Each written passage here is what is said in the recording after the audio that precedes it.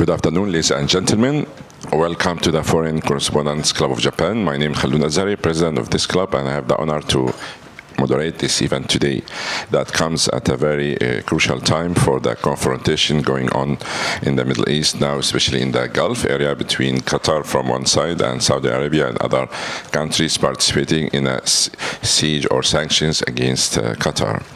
For that reason, and to shed more light on that confrontation and on its impact on Japan, we have invited two very well-known and expert speakers. They are first, to my right, Mr. Hiroyuki Takai, or we can call him Bob Takai, his famous name for more than 20 years.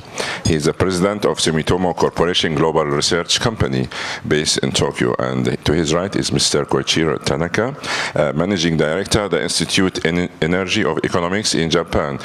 Both are a very important source for all the researchers, for all the companies and the media and even the government, giving us all the time a very important background and analysis about the energy situation and about the Middle East. And today the talk will be about Qatar, as I said, and its implication, the siege on Qatar and its implication on Japan, and internal politics games in the area. And we will have the two presentations. Each one is for about 20 minutes, or 15 to 20 minutes in English, of course, and then that will be followed by questions and answers. Without further ado, ladies and gentlemen, please welcome our guest speakers today. Thank you very much, Azahari-san, for your introduction. My name is Bob Takai. I'm the president of Sumitomo Corporation Global Research, which is in-house think tank of the Sumitomo Corporation group companies. But as a matter of fact, I have been doing this research work only for 4.5 years. And originally, I have been in the commodities business for more than 33 years. And before getting my position in the research division, I was the head of the oil and gas division of the company.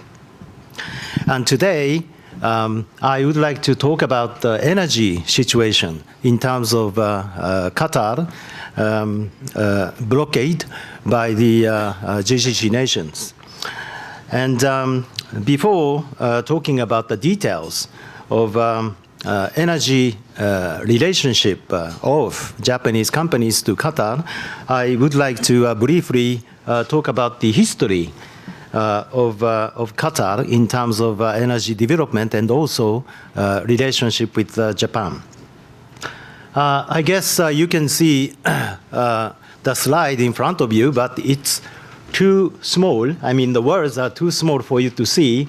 So I have prepared you the handouts, a sheet of paper. So if you could look at the handout, I think that would be much easier for you.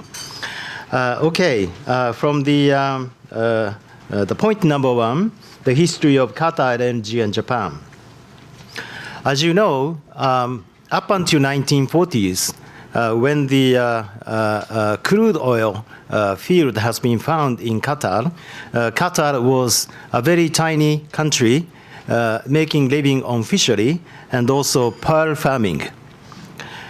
And because of Japanese pearl farming of 1920s, their business was in trouble.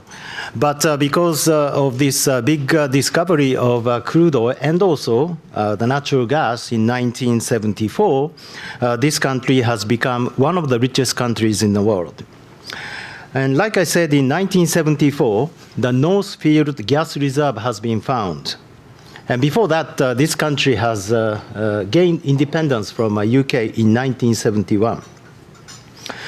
And in 1992, Chubu Electric Power Company signed a 25-year off-take contract with Qatar Petroleum, the long-term contract to buy the liquid natural gas from Qatar. And in 1997, the first LNG cargo has been shipped out to Japan. So Japan was a launch customer, or to be more exact, the Chubu Electric Company was a launch customer for Qatar LNG company. And when the big earthquake hit Japan in 2011, Qatar has given Japan the donation of $100 million, together with the additional supply of 4 million tons of LNG to Japan. So in that sense, Qatar and Japan has been a very, very good friends, not just in terms of LNG, but also in terms of when Japan was in trouble, they were there to help us. And in 2013, Japanese Prime Minister Shinzo Abe visited Qatar. And 2015, Sheikh Tamim bin Hamad Al Thani visited Japan as well. So that's a very brief history of Japan and Qatar in terms of energy. And if you look at point number 2, LNG market. As you know very well, Qatar is the largest producer of liquefied natural gas.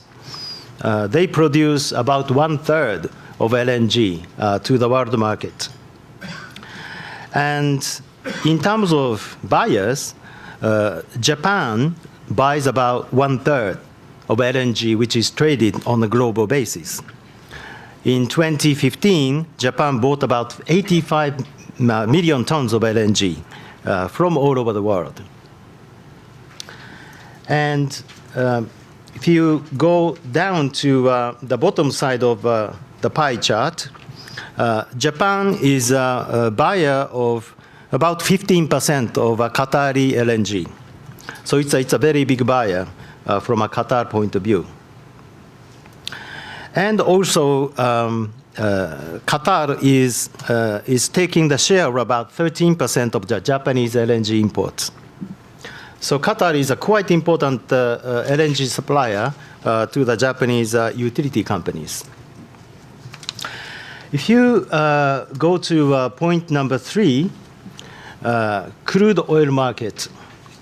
Qatar is not a very big producer of crude oil, even among OPEC nations. Produces about 600,000 barrels of oil per day, which is not very big if you compare that with Saudi Arabia, which produces about 10 million barrels per day. However, from a Japanese perspective, Qatar is a quite big supplier of crude oil to Japan.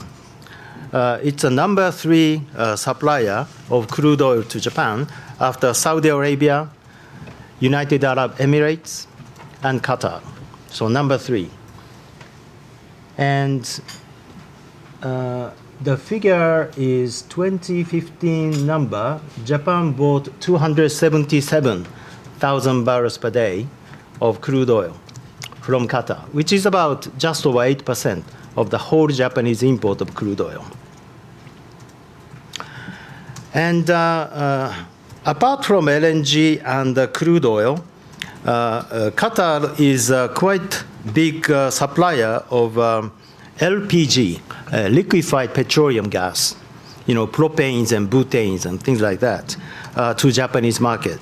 It's larger than the Saudi Arabia as a supplier of LPG.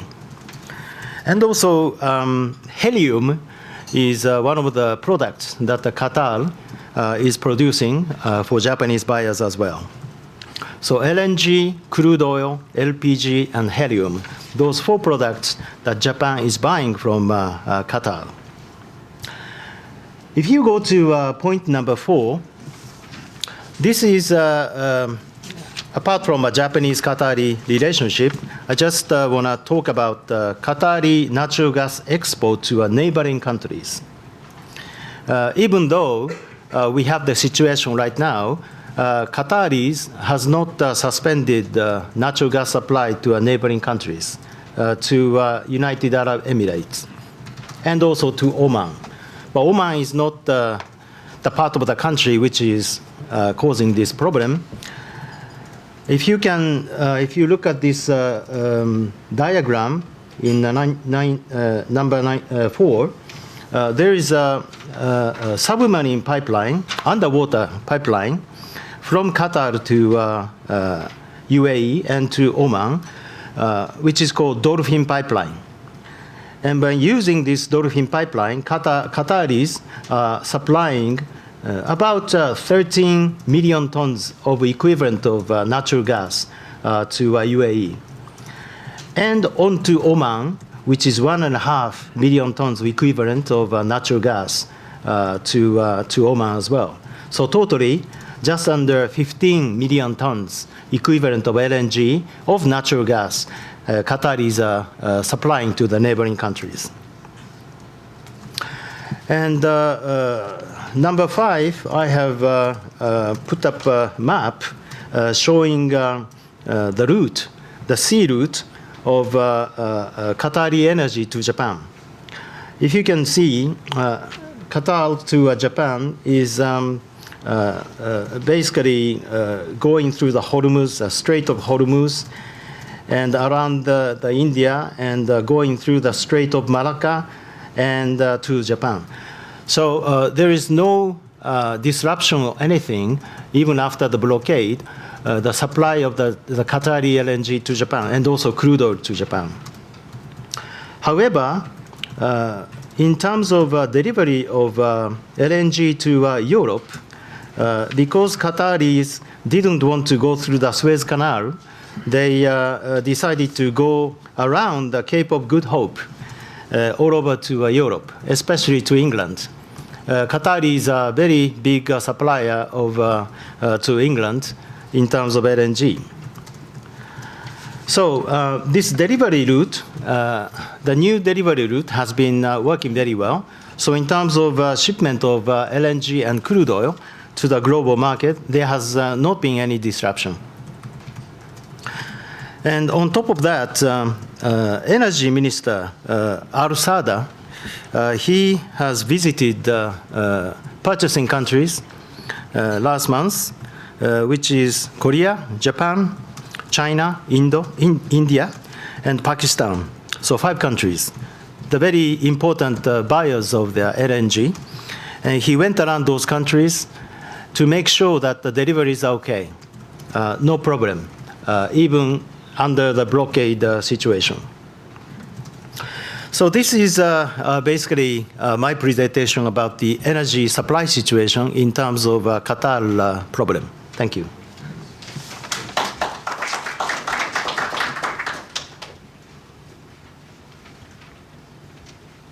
Tanaka-san.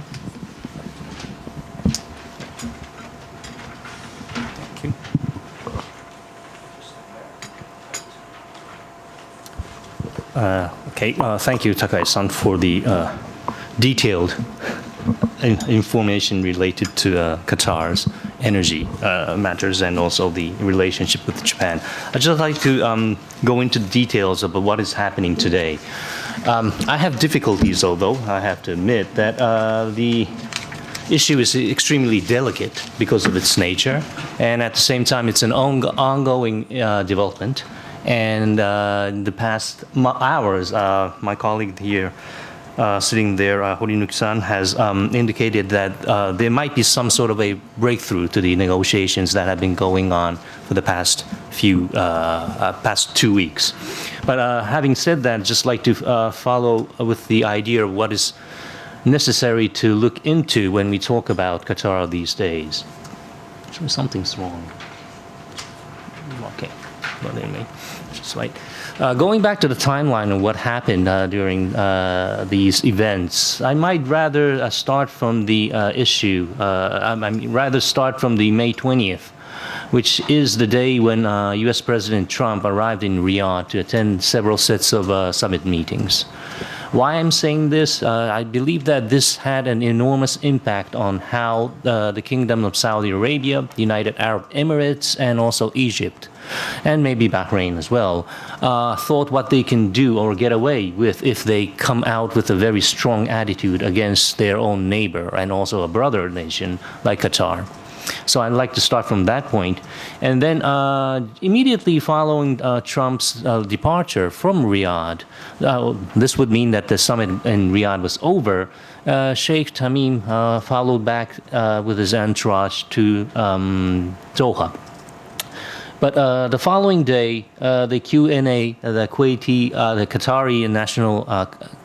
Qatar National Agency website somehow uploaded a speech attributed to Sheikh Tamim himself, and which which antagonized a lot of the neighbors and also brotherly nations, and this was the start of the entire quarrel that we've been seeing for the past month. Although the Qataris have maintained that the attributed speech or the alleged speech was sort of a hack and sort of a fake news in today's terms, the Kuwaiti, the Saudis, the Emiratis, and others actually did not respond in any way officially. But they used their media outlets to lambash Qatar in a way that the Qatari attitude and their behavior in the region was extremely destabilizing, as though they would consider Qatar as an extremely dangerous and hostile nation, rather than being part of an alliance that was formed in 1981, the GCC, the Gulf Cooperation Council.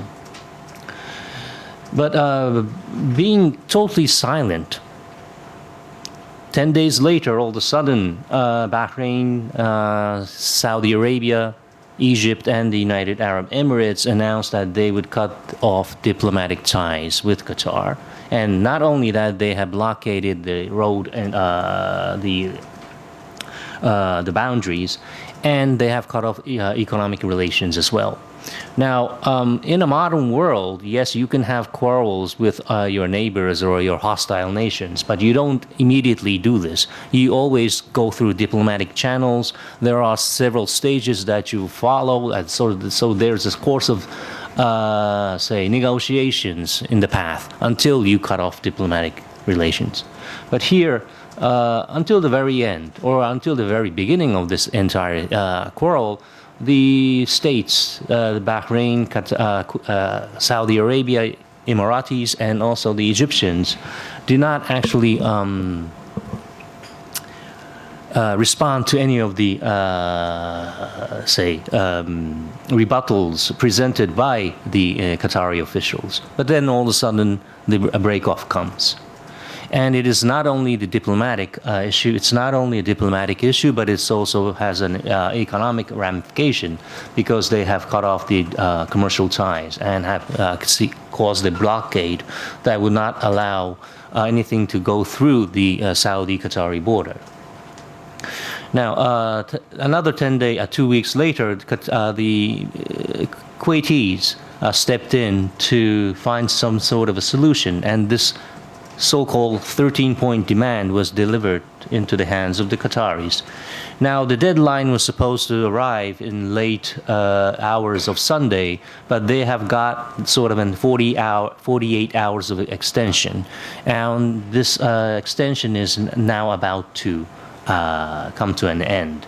And I believe that the recent tweets that we've been seeing or hearing about is some sort of an indication that this entire fiasco may have come to an end after all. But we still have to see what is going to actually happen. But going back to what's already been there for the past 2 weeks, we could say that the extreme accusations made against Qatar by the Saudis, Emiratis, and Egyptians as well, does not actually fit into the so-called brotherly nations or brotherly neighbors. And even though they might have had some reservation against the Qataris, I think the language used here is in its extremes, and is not a diplomatic maneuver, as I can say. And we have been seeing a kind of a dispute between the Qataris and the others for the past several years. So in general terms, the discussion was not totally new to us. There was a similar incident back in 2014 when the Emiratis and others had downgraded its diplomatic channel and relationship with the Qataris for almost a year. Eventually it came to an end, but we believed that some similar event would follow after all. And I think the latest event was actually what we've been fearing about. Now, the issue is there, has been there. It's not totally new, but then why today? Why did it have to erupt in this way?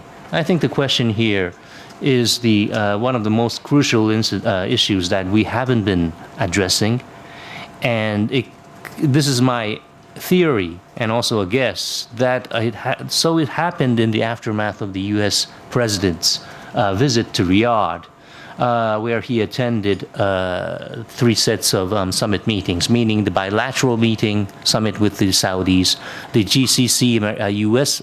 Summit meetings, and the 55 nations of the Arab and Islamic states. So I think the impact of what President Trump might have said or should have said, but he didn't, had an enormous impact on the mindset of the Saudis, Emiratis, and Egyptians, and also the Bahrainis. And the language, again, going back to the language that was used to ostracize Qatar, is something that we've heard about in the past. It's not only about Qatar. Last year, if you would remember, January 2016, when over an issue that eventually ended up in the Saudis of breaking up diplomatic relations with the Islamic Republic of Iran, meaning IRI, these words were uttered by the GCC, the Arab League, and the OIC, the Organization of Islamic Conference. They, meaning the Arab states and Islamic states, have accused Iran of maintaining relations with Hamas, Al-Qaeda, Daesh, and also supporting terrorist organizations, radical elements here and there. And Iran is interfering in Gulf littoral states' internal affairs, plotting to undermine and topple the kingdom in Bahrain, and also the Houthi rebels in Yemen, where the civil war has been going on for some years, and where Saudis and other nations have been having difficulty in winding up their intervention there. So all these words were addressed against Iran about a year and a half ago. But today we now see that it's totally most of them are used against Qatar. So one has to wonder, do they really mean it? Or did they really mean it when they said these things against Iran a year and a half ago? It sounds like they are talking, I mean, maybe some of them might have solid ground, but others sound more artificial, superficial, and is sort of a term or a, say, technical term that is used in a way to demonize other states. Here we see some sort of similarity between the Qatari incident and the Iranian incident. And again, the Russian plot theory. The fake news could have been a fake news. I'm not sure if that is true or not. It seems like the United States is lending a hand in its investigation on whether they can actually pin down this on the Russians. I'm not clear about that. But the entire issue is about, it could have been so, or it could have been intended by the Qataris by themselves. But anyway, the idea or the issue here is that if you are a neighbor, and if you are part of a coalition that has been working together for the past 35 years, all of a sudden you hear about a news that is demonizing or attacking you, don't you talk to each other? Shouldn't you start talking to each other? Won't you discuss the matters in the GCC, amongst the GCC states or the Arab League? I mean, you can solve these issues without cutting diplomatic ties. I mean, what shows here is that they certainly lack some sort of a solid foundation of forming an alliance. One day, yes, you can find yourself in the same camp. But do you really trust? Do they really trust each other? Now, I have a grave, say, difficulty in believing that after seeing what has happened. Now, President Trump didn't do very much well in trying to solve this issue either. He, in the initial days of the incident, tweeted strongly in support of Riyadh and Abu Dhabi. And he didn't even care about talking about a U.S. Air Force base provided by the Qataris, and also the CENTCOM forward headquarters again in Qatar. But without mentioning that, he really came out strongly against Qatar, accusing them of the sponsor of terrorists or terrorism. And by doing this, he did more harm than to solve or to diffuse the entire tension that has already been there. Now, one of the issues that have been mentioned when the coalition or the alliance broke off its ties with Qatar was that they didn't like the way that the Qataris were warming up with Iran, IRI. But is that a sin? Yes, the Saudis and the Bahrainis broke their relationship with Iran a year and a half ago, but others still maintain diplomatic ties. Some have downgraded their ties or relationship, but still they have maintained embassies and have a cordial relationship. And if you look at other GCC member states, there are those who take a very pragmatic approach vis-à-vis Iran. Oman's role, which was highly acclaimed by the United States then President Obama in 2012 and 2013, when Omanis hosted the initial nuclear negotiations, or what resulted into the nuclear negotiations with the United States and Iran and the other states. Even this year, earlier in February, Kuwait received President Rouhani, despite the fact that there had been some, say, discontent among GCC states. But here, Qatar didn't invite Rouhani. So I don't believe that Qataris had done any sort of an extreme maneuver that could have been the source of source of erupting and antagonistic idea and also behavior from the Saudis and the Emiratis that it would eventually lead to a diplomatic shutdown. And even the Emiratis, they maintain a diplomatic relationship with Iran, and they fly commercial airlines to Tehran weekly 7 times, meaning they have a daily flight in and out of Tehran. But today, the Emiratis have totally closed down their airstrip against the Qatari airlines.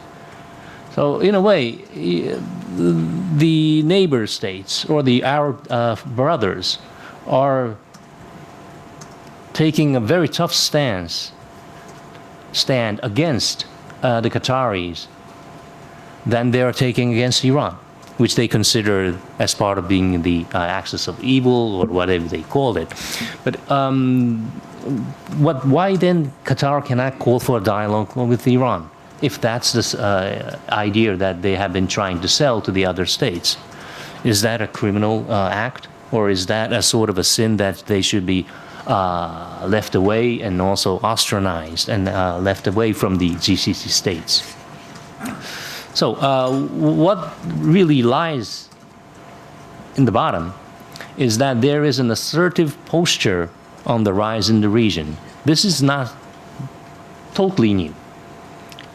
I think the event started immediately after the so-called Arab Spring in late 2010, or more to say, immediately after the fall of President Mubarak of Egypt in January or February 2011. Now, politically, they need to respond to the internal and external challenges when they see that the United States is walking away. They see it that way from the region. Now, militarily, they see the rise of the Shiite state or the Iranian state becoming more adventurous in the surroundings and threatening its national security. And also, they have bought a huge cache of latest generation weapons at hand. And I won't say that they are after adventurism, but the Gulf states are ready to use it. And they have been using it in Yemen, quite bluntly. Economically, they're in trouble. Lower oil prices, higher budget deficits, and they have to cut down on benefits and allowances. And socially, that is going to cause a lot of trouble because the growing population, the size of the population is growing, and they need to attend to younger generations and to diffuse their discontent so that they won't see another set of Arab states, Arab Spring in the near future. But having all this in hand, did the US president give a sort of a carte blanche to the Saudis and the Emiratis during his visit to Riyadh? That is the main question. But I don't have the exact answer to that because I was not there, and I would never, I believe, have sort of a first-hand information in what had transcribed during the discussions, bilaterally or multilaterally. But so I'll try to end my comments with the implications that I can see for Japan. Now, as Takai-san have rightly referred to, the Persian Gulf region remains to be the source of serious concern for us because of our high dependency on oil, but also a smaller but a critical mass of LNG procurement. That is more important for us. But with our relationship with the GCC and other states in the Persian Gulf and Middle East, we have to tell them that we do not want to hear the absolute term that are you with us or with them. In recent years, the Saudis and the Emiratis are employing this attitude to us, and we do not appreciate that. We could not take oil over gas or gas over oil, in other terms. Eventually, what we need to do is to guide the younger leadership in the region to come to senses and to harness their assertiveness in a way that we could be more comfortable. But who would be able to do that? Would Japan be in a position to do that? I'm not sure. We can talk to both sides, but we do not have sort of a clout or the sort of a sphere of influence that they would listen to us. But at the very least, what our leaders or political leaders here in Tokyo should follow is that they should avoid inflaming the already volatile situation by brown-nosing the leaders. I think that is the worst thing that we need to do at this moment. So by that word, I'd like to close my remarks. Thank you for your attention. Thank you very much for your very good insights. I would like to open the floor to your questions and answers. Anthony starts, please.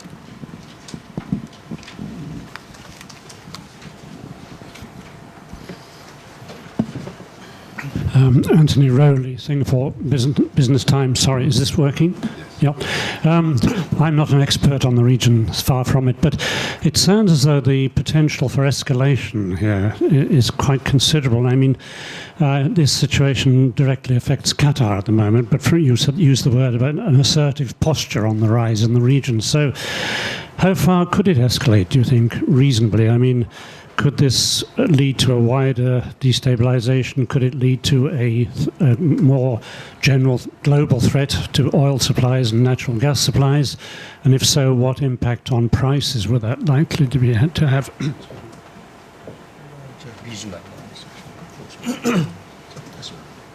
Okay. I'll take the regional impact. Destabilization could come in a way that, well, this all depends. Of course, this all depends on how the Saudis and the Emiratis want to end this crisis. If they are really after Sheikh Tamim, the leadership of Qatar, today's Qatar, and they really want to depose him from his post and see a, say, sort of a figurehead that they can be more comfortable with, I think that's going to take a high, a high price. That would come with a very high price. But having said that, what could come in between from to what is happening already, what has happened already, and to a sort of a exit strategy or an end game that if they have any idea about that, is that the destabilization of the entire region would eventually have an impact on the global oil and gas supply. And that is one thing that the Saudis and the Emiratis don't want to happen either. It could also have a negative impact on their own delivery of oil or gas, and at the same time they would turn the entire or the most of the industrialized states against what they have been trying to achieve. So politically, that is going to be a very high stake gamble if they are really after that. But apart from that, the destabilization would come in a way that the Qataris would bring in more, say, support from a state like Iran, or more, more actually with reality like Turkey, which already have forces on the ground in Qatar. And one of the 13 demands that the Kuwaitis had delivered on behalf of the alliance was that they seize the positioning of the Turkey military force in Qatar. So, but the crisis has brought additional forces to Qatar, the additional Turkish forces to Qatar. So if this escalation is going to continue, that would eventually have, would raise the stakes, certainly, and by sort of an accident or an how would I put it? Uncalculated maneuver, there could be a skirmish in the borders, on the boundaries, or on the waters of the Persian Gulf. But I would say that as long as the Saudis are not after Sheikh Tamim himself, I think there could be a solution in the end. But if that's what they're really after, it's going to be a really difficult quarrel that they're going to have to solve. Yeah. From my point of view of energy trader, I am not that pessimistic in short term, because crude oil market situation right now is apparently oversupplied. We have, as you know very well, the OPEC is now cutting back its production to boost the price, but it hasn't worked very well. Adversely, the price of crude oil declined from $50 to $42 at one stage, now bouncing back to $47. So situation of the crude oil, the market is apparently oversupplied, and we have a huge amount of stock available in the OECD countries that OPEC is now trying very best to get it down to a 5-year average. And on top of that, like I said before in my presentation, the Qataris' share in the oil production is very, very tiny. It's only 600,000 barrels per day out of well over 90 million barrels per day demand and supply situation in the crude oil market. So impact to the crude oil price is going to be very, very small. And like I said, as energy minister from Qatar, has been going around the consuming nations to make sure that the supply of crude oil and LNG is not going to be disrupted. So that's about the crude oil. LNG is a slightly different story because it's the largest supplier of LNG to the world market. Takes about more than 30% of the world supply of LNG. But having said that, LNG is also very much oversupplied at the moment. When the great earthquake hit Japan in 2011, there was a huge demand of LNG in the spot market. So the price went up from $10 to $20 at one stage. Right now, it's hovering around $5 to $6. Very, very cheap. Even though the Qataris' share of the LNG global market is very large, but like in the case of crude oil, LNG is in oversupply situation. So I don't think in short term there won't be any impact to the price of LNG under the situation. And like I said in my presentation, the map I showed you, the route of LNG from Qatar to global market is most unlikely to be disrupted by this blockade. Of course, if there is any military action or something blocking the way, for example, the Strait of Hormuz, there would be a big spike in the price, not just LNG, but also in crude oil. I don't think it is very likely at the moment. So, getting back to my original statement, I am not so pessimistic about any sort of disruption in supply of LNG or crude oil for the time being. But in the longer term, as some of you might know already, but Qataris has lifted its moratorium of natural gas development that they have declared in 2005. And they are about to explore additional supply expansion of the North Field gas reserve. And this is going to come out in 6 or 7 years' time. So if this problem that we are seeing at the moment is going to get longer and longer, this might cause some problem in this big project waiting for us in 6 or 7 years forward. But for the short term, don't think there is not going to be any disruption, I think. Thank you. Next question. Yes, Robert. Yes, please.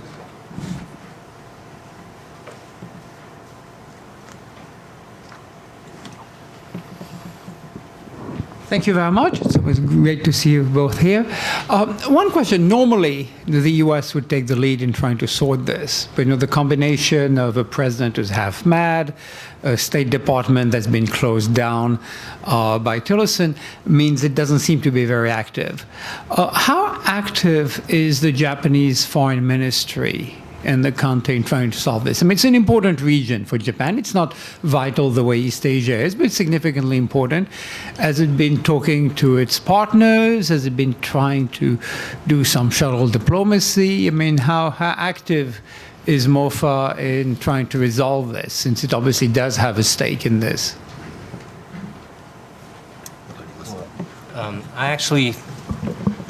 I actually don't know the answer to your question, Robert.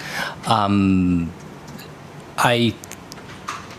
would say guess that they've been trying to contact both sides of this quarrel. But would that have an impact? I'm not confident about that. What worries me, as I said in my last remarks, is that quite recently our Prime Minister made a phone call to congratulate the Crown Prince of Saudi Arabia, Prince Mohammed bin Salman, to congratulate him of being ascended to the heir to the kingdom.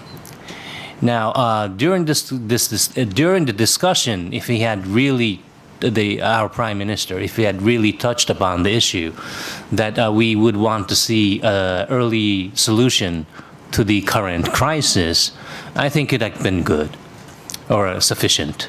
in our part. But if he didn't say that, if he never mentioned about that, I think it's going to be the worst kind of diplomacy that we might have conducted in this during this crisis. But the readouts from the foreign ministry, our foreign ministry, didn't actually touch upon that issue. So I'm not confident whether he had said that or not. But I haven't heard about a major, say, discussion from the our government, the Japanese government, to take on this issue with the Qatari leadership. But at least there had been some talks with the Saudis. So I hope that the issue was brought up. I really don't have too much to add to Tanaka-san's comment, but if I would make comment, there is going to be a G20 meeting coming up, the 7th and 8th of July in Hamburg, Germany. And it's only my guess, but that would provide an opportunity for global leaders to, sort of talk about this issue in an informal way. Guess Saudi Arabia is one of the G20 countries. Don't think Qataris are going to be there, but as far as Saudis are there, there might be some behind-the-scenes conversation about this subject. It's only my guess. Thank you.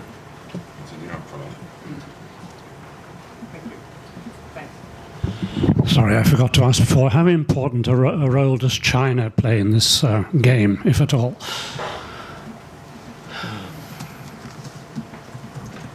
Well, it's a very important but also delicate question, because they haven't come out openly what they are trying to do or to achieve.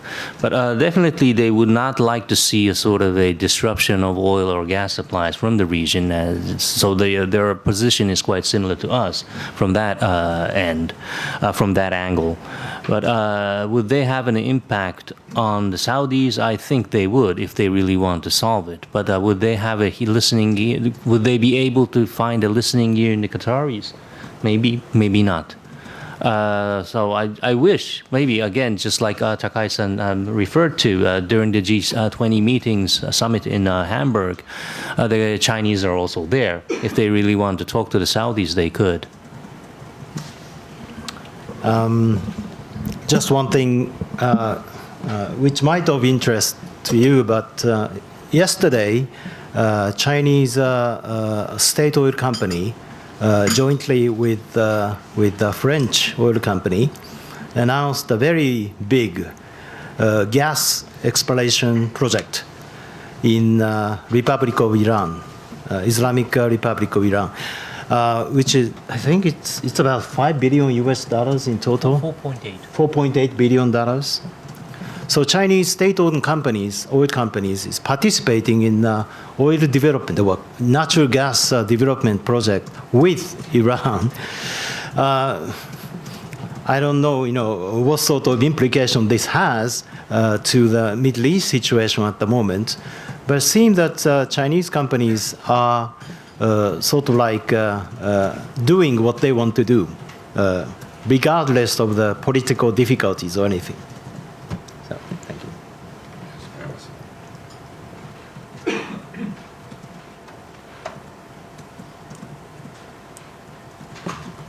Takashi Koyama, freelance.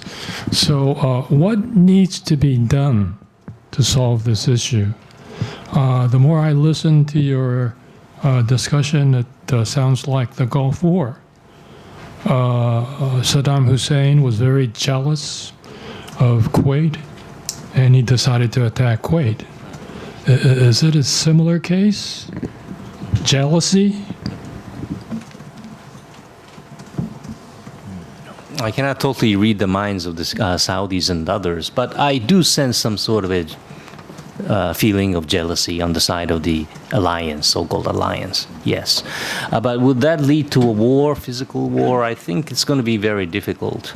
First of all, there is a U.S. air base and a central command forward headquarters in Qatari land, on Qatari soil. So I don't believe that the Saudis and others would have the guts to invade a country at this moment, or to attack a country like that.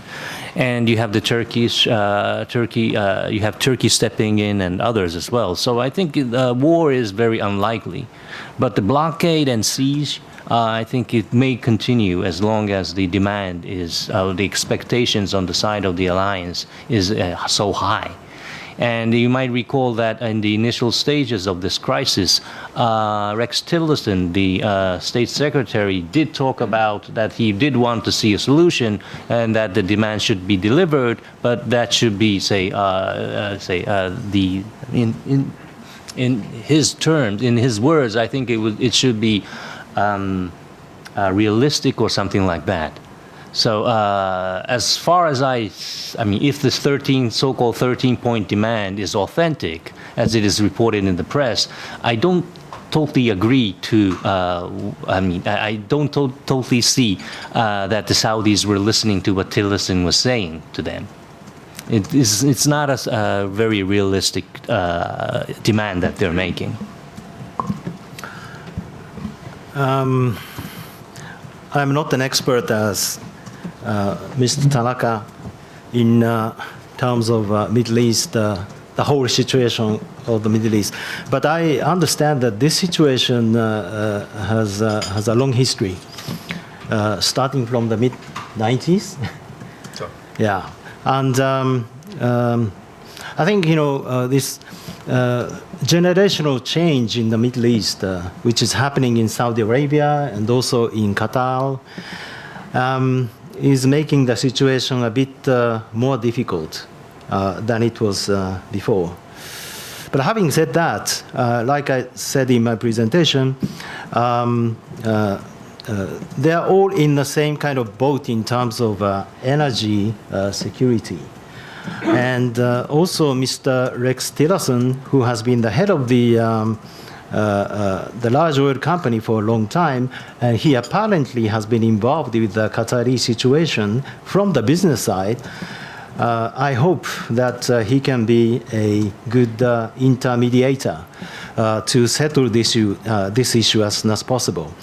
And on top of that, U.S. has got the largest air base in Qatar, so they don't like this split up situation of the GCC themselves. So I hope that U.S. is going to play a major role to settle this issue as soon as possible.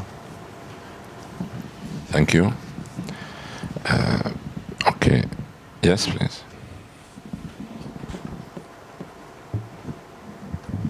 My name is Richard Susilo from Indonesia.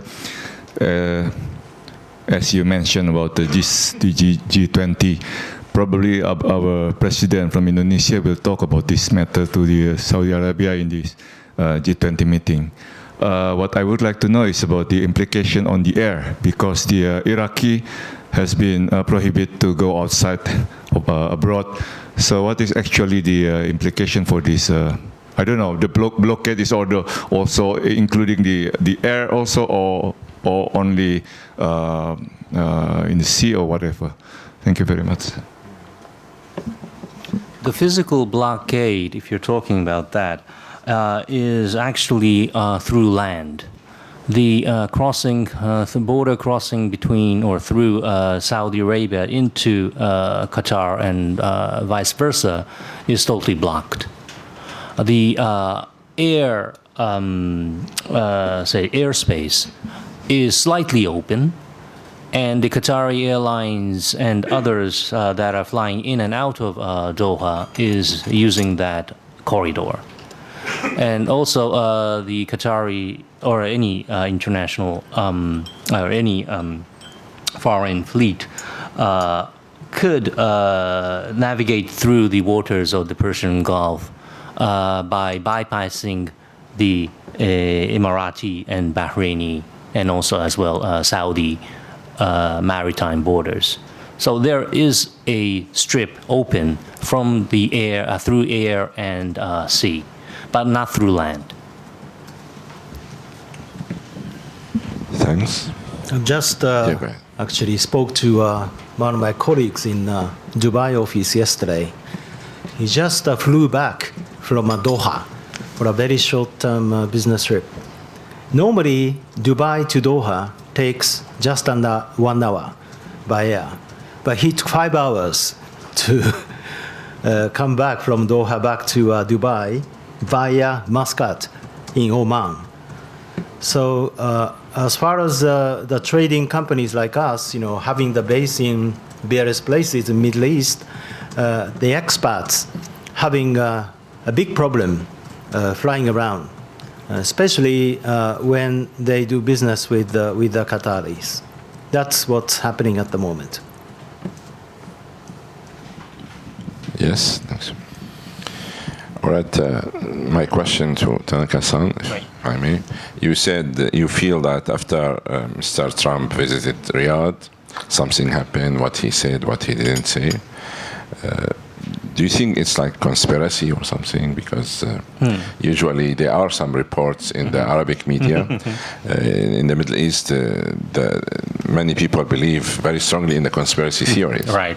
So they think Trump wants, war in the area so he can sell arms or whatever. Right. The United States.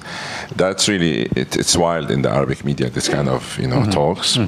The conspiracy theory is like national sport there in that region. So do you think like Trump kind of playing some game, or he has to come back and say something secret so everything stops suddenly?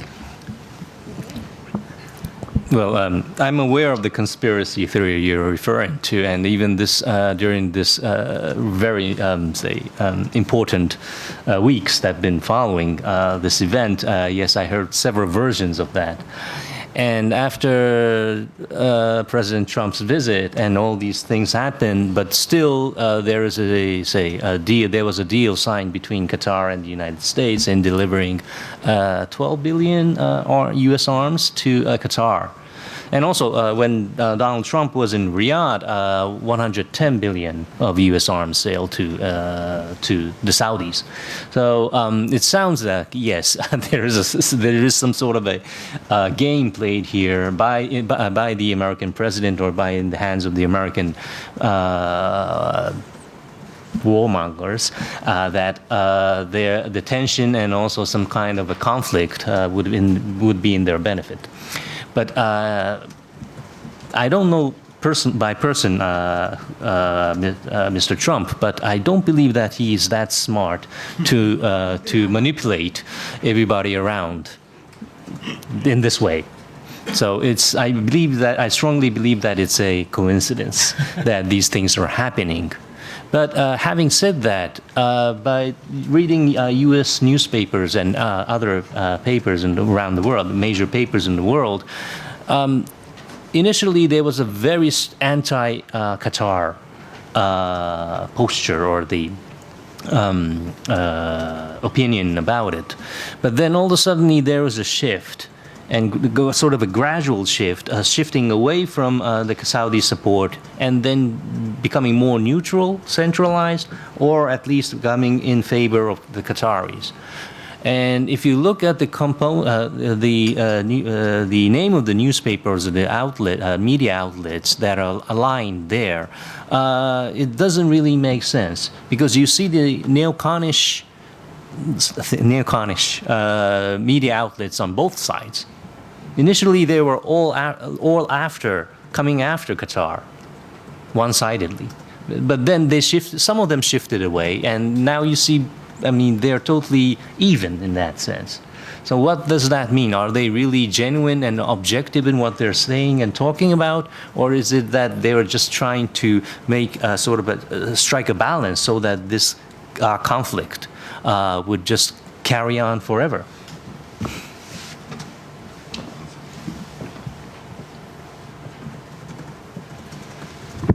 Since we're talking about conspiracies, how far is this a war of the oil companies, I wonder, and their influence on the country is concerned, and particularly the role of Mr. Tillerson too? What is his role in this? The role of Mr. Tillerson in the conspiracy. No, I don't have any comment on that. Well, he hasn't spoken about it. He's a very silent man. He's a very quiet man, and no, I have no idea. To what extent national policy has been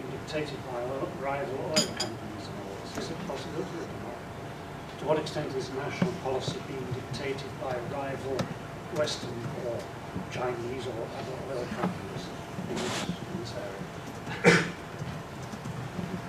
area?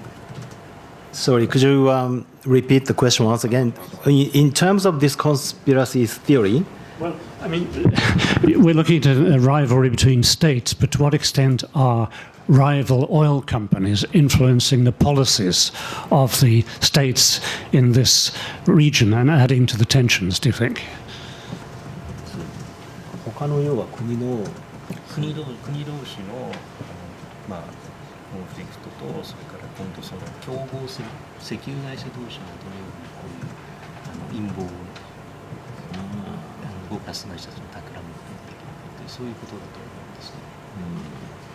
It's a very difficult one. It's a very difficult one.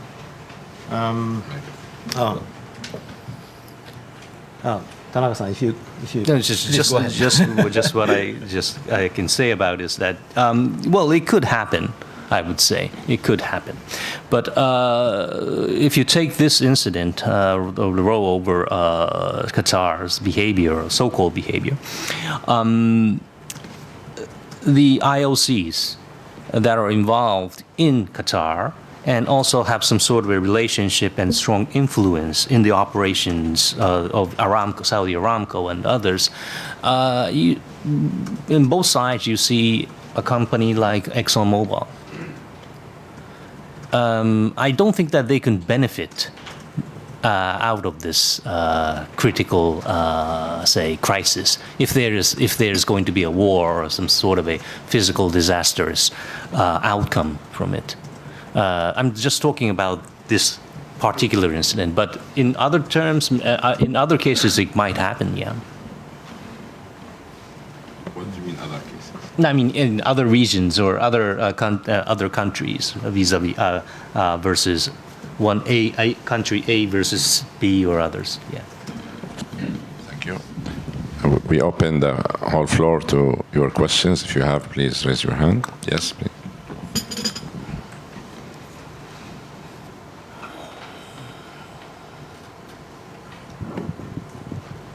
Masaki Kakizaki from Temple University.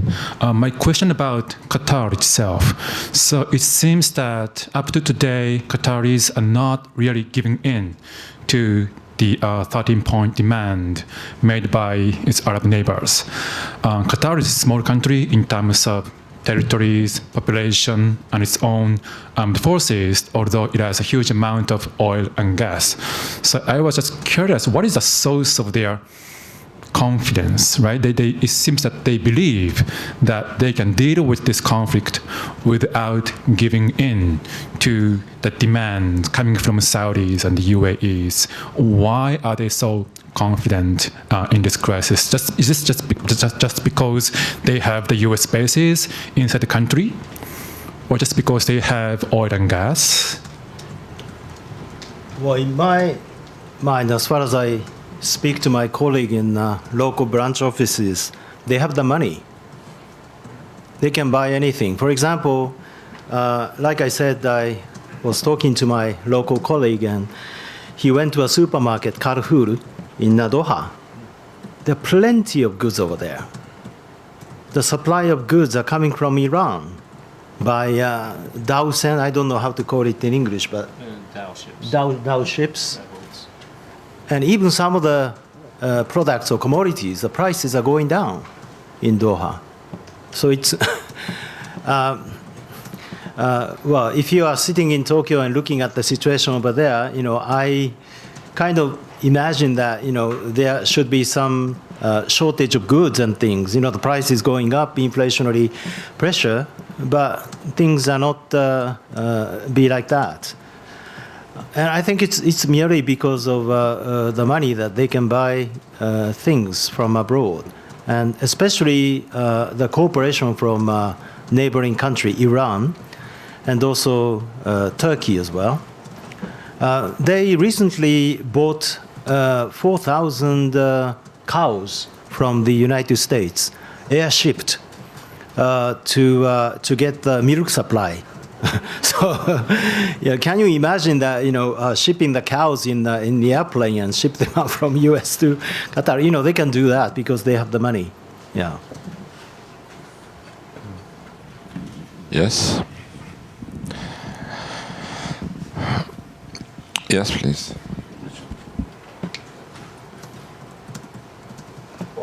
For Mr. Takai, have you seen the indications of there is a sign from the speculator using this crisis to move in on this price, moving up or moving in, or to get a gain from this crisis on this commodity? I don't think there was any attempt by the oil speculators in the market to take advantage of this political situation over there. There has been a rebound in the price of crude oil over the past week from bottom of $42, $43 up to $47 in the WTI futures market in New York.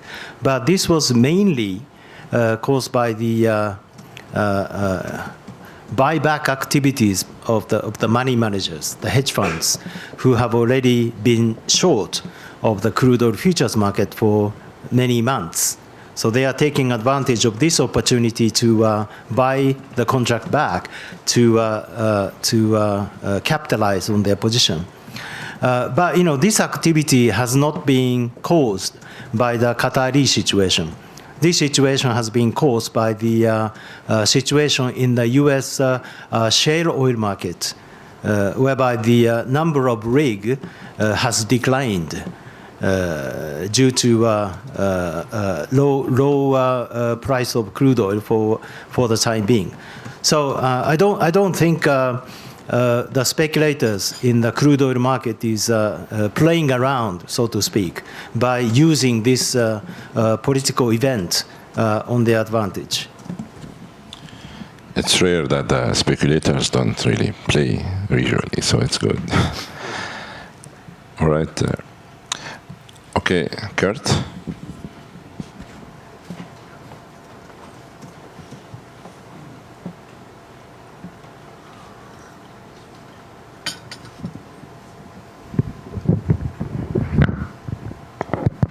Yeah, my name is Kurt Sieber. I'm an associate member. I have one comment and one question. The comment is, you mentioned Qatar has a lot of money. And I'm Swiss, and I can tell you that the biggest shareholder of one of the two biggest banks in Switzerland is Qatar. And so the shares of that bank have been going down very rapidly over the last 2 weeks. But they are now recovering because everybody thinks that probably this problem will be solved in the near future. So yesterday they were really going through the roof. So that's point number one. Can you name the banks, please? Credit Suisse. Yeah.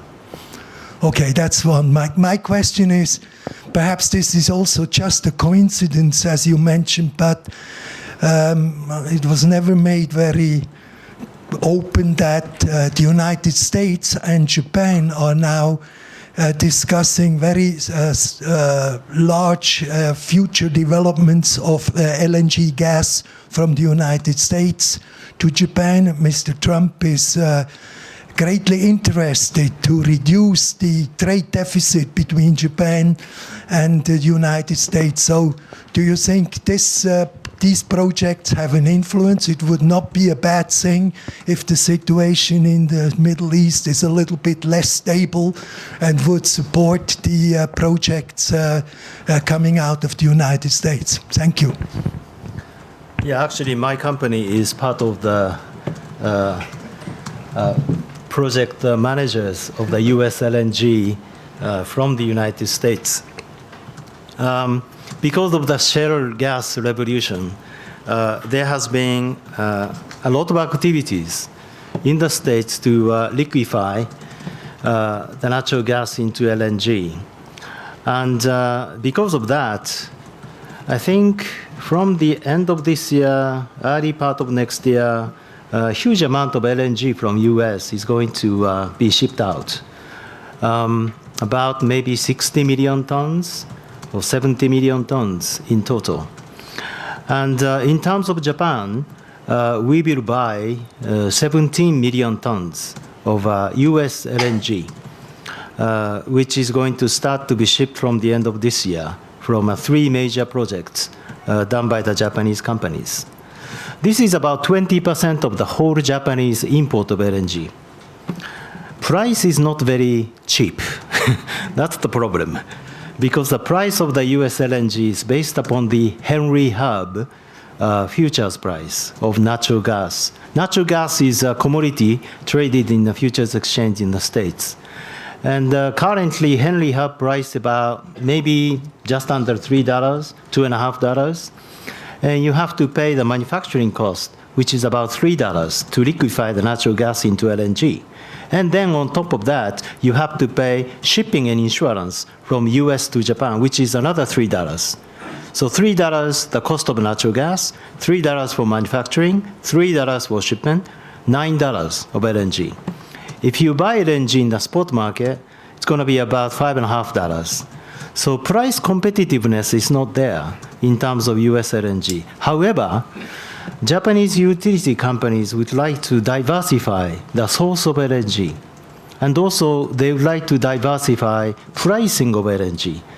Because currently, most of the LNG they buy from Qatar, for example, is based upon the Brent crude oil price, not on the natural gas price. So therefore, if the Brent crude oil price goes up, just like we have seen 4 years ago, naturally, the LNG price goes up as well, regardless of the demand and supply of the LNG, which is not fair. So therefore, utility companies in Japan is now trying to diversify the source of LNG in terms of region and also in terms of pricing.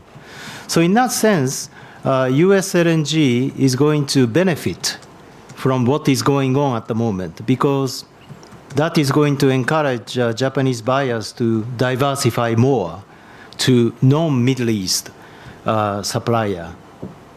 However, they have to pay the price because US LNG doesn't come very cheap. It's relatively expensive. But that's the sort of price that you have to pay to diversify your portfolio, I think. Very interesting. Thank you. All right. Let me ask Tanaka-san. I followed up the foreign ministry statements. So about Saudi, as you said, the prime minister they said the prime minister congratulated the Prince Mohammed bin Salman on his, yes. But on Qatar, the statement was really rather long. And at the last part of the statement, Japan said, we are determined to maintain a comprehensive partnership with Qatar. But they never said this sentence towards Saudis. Do you think this carries really a position that Japan is upset about what's going against Qatar, towards Qatar, or why they don't say the same toward the other side of the camp, the Saudis, for example? Yes. I cannot totally read between the lines or what has not been written there. But yes, there is a tendency that, well, first of all, it's a celebrity. I mean, the ascendance of Prince Mohammed bin Salman to the crown, to the heir, becoming the heir of the kingdom, is a celebration. So usually it's not an opportunity to go into the nitty-bitty things of and to say pin him down on what is really needed to be done. So it might have not been the best opportunity for the prime minister to say something like that. I could understand, but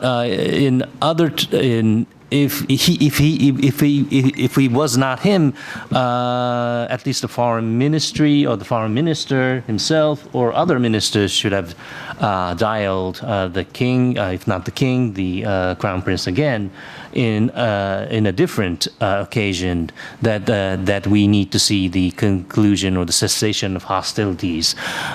It's not physical, but yet we need to see the cessation of hostilities as soon as possible. Yeah, and also the absolute term that I was referring to is uttered by the Saudis and the Emiratis. So usually we are quite sensitive of what the Saudis say to us, and I think that might have had sort of an impact on the behavior of the foreign ministry here, or the government. Yeah, but that's my guess. So if I have an opportunity to talk to the officials, I'd rather tell them that we should say something to the Saudis as well. Yeah. Yes, we still have 10 minutes, 10 more minutes. It's very interesting. Do you have any? If I may, yeah, yes. The question that Kakizaki-san was addressing to Takai-san, I just wanted to add one point, is that the confidence that the Qataris have today is that I think they believe that the tide is on their side, that they are confident that the demands or the conditions set forth by the coalition is not a legitimate demand, and that there is no or very little basis on what they're talking about. So I think that they can politically and diplomatically maneuver a way out of this crisis. I think that's the reason why they're so confident about this.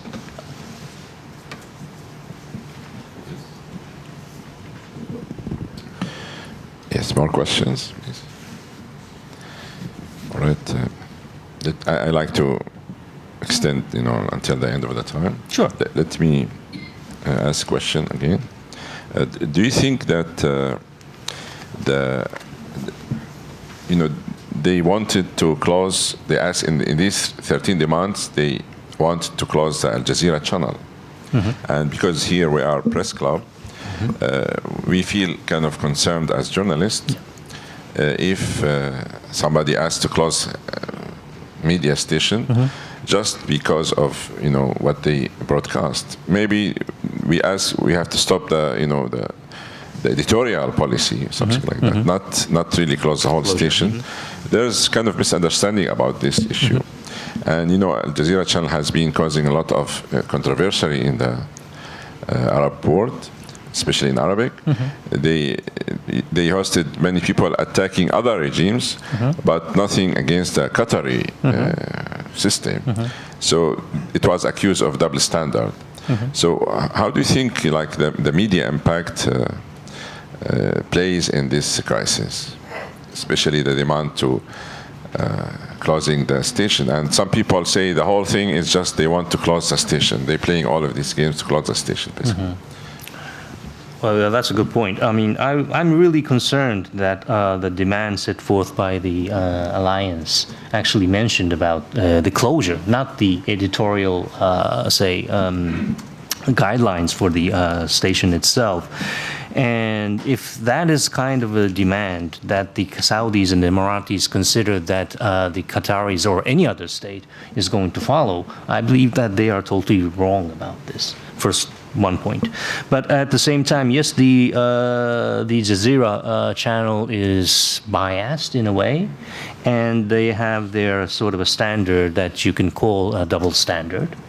Yeah, I agree to that terms. But if you compare the way that they've been operating today, or even before this crisis, to what Jazeera was like back in 2012 or 11, I think there is a grave difference. Not only in English, but I believe also in Arabic as well, or in other languages as well, that Al Jazeera, I'm sorry to say to them, but Jazeera is not the Jazeera it used to be, or what they really were proud about in the early days. I think there has been a lot of pressure which was brought into the arena in 2014. Back then, and there was as I understood, there was a great, shift and change of personnel within Jazeera back in 2004 and even later, which resulted in the, say, to the lack of uniqueness of what Jazeera used to be proud about. And I think that in itself was a source of weakness. What the Qataris have accepted back in 2014 and eventually led to the say, not an evolution, but which led to the change of the editorial system, brought today a Jazeera without a teeth. They had a teeth, which was extremely influential and also strong. So I think the Qatar, the Saudis and others would not have dared to touch the Qataris if the Jazeera was the same Jazeera back in 2011. But since they complied, the Qataris complied to their initial demand back in 2004, the influence of Jazeera just waned down, and that is the result of what we are seeing today.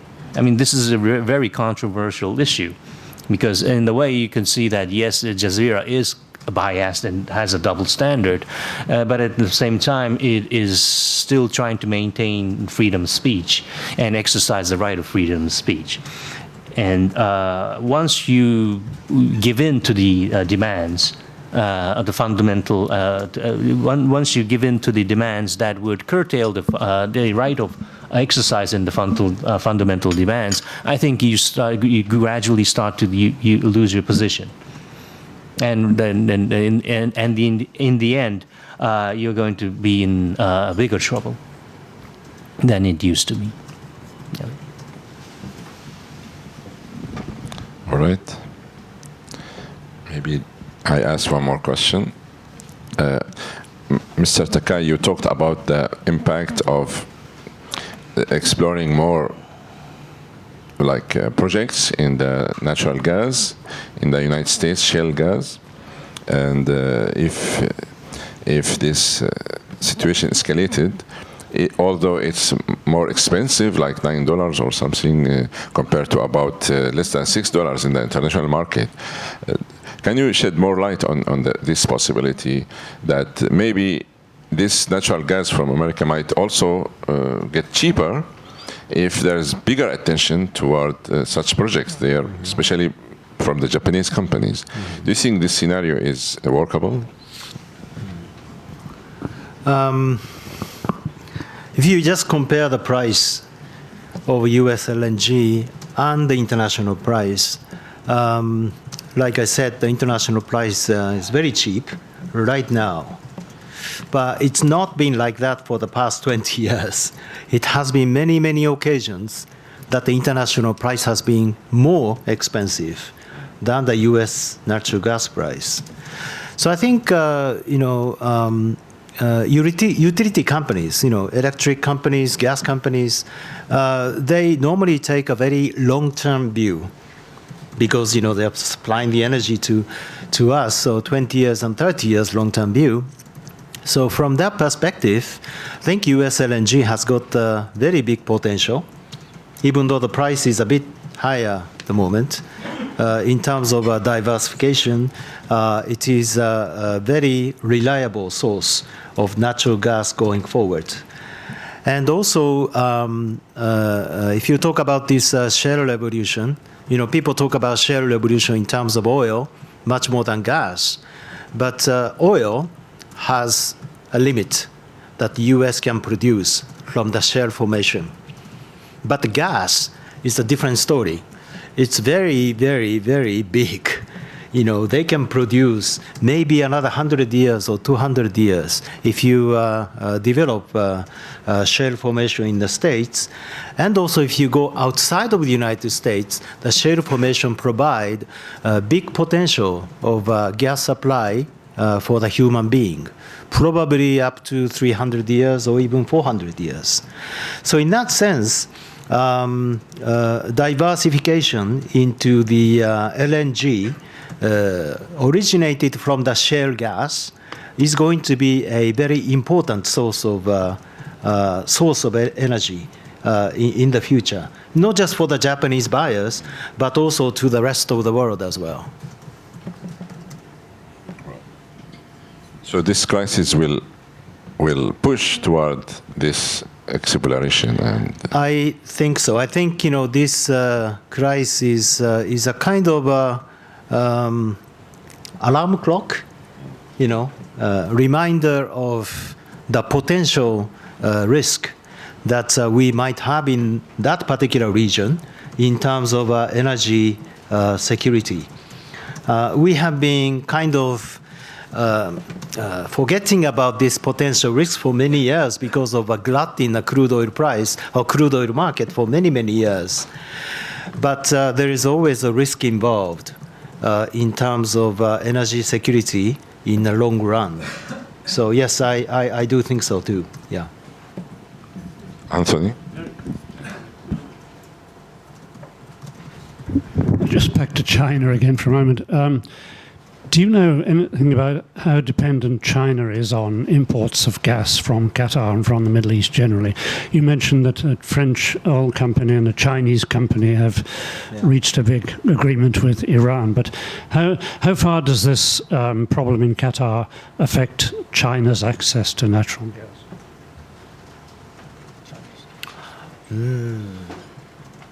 The China is one of the importers of the Qatari natural gas, as I said in my presentation. Not as big as Japan at the moment, because China is still quite dependent upon the coal-fired power plants. It's not diversified well enough. But if you think about the Paris Agreement and things, this diversion from coal to natural gas is necessary. It's definitely coming.